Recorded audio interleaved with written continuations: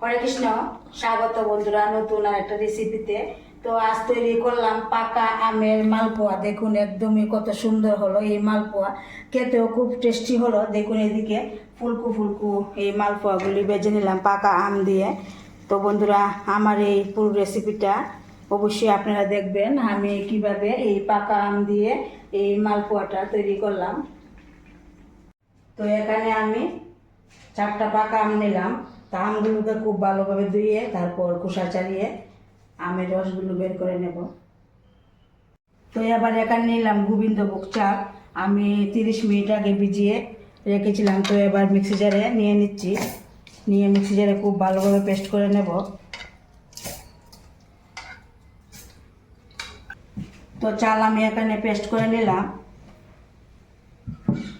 এবার এই আমের রসটা দিয়ে দিচ্ছি চালের মধ্যে। আর লাগবে এখানে সুজি, আমি এখানে পরিমাণ মতো সুজি দিয়ে দিচ্ছি।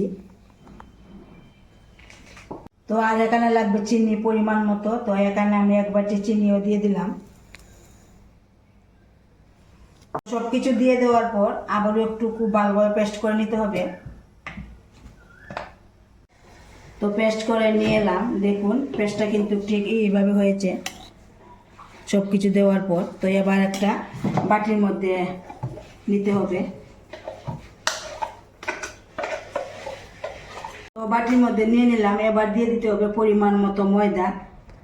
তো এখানে আমি 1 বাটি ময়দা দিয়ে দিলাম। তো এবার খুব ভালোভাবে আবার মিশিয়ে নিতে হবে। আর যদি মনে হয় জল দিতে হবে তো আর একটু জল দিয়ে নেব।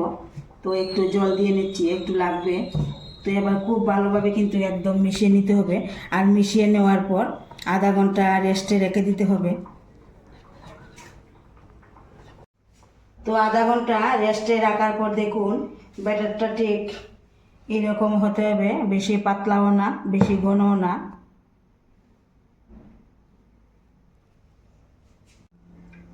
তো এবার কড়াতে তেল দিয়ে দিলাম, তেল গরম হয়ে আসলো। এবার এই ব্যাটারটা দিয়ে দিচ্ছি।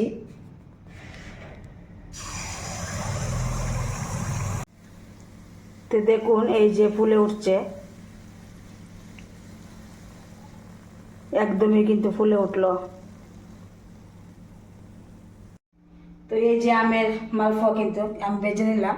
তো এইভাবে আমি সবগুলো ভেজে নেব। তো দেখুন আমি সবগুলো কিন্তু ভেজে নামিয়ে নিলাম।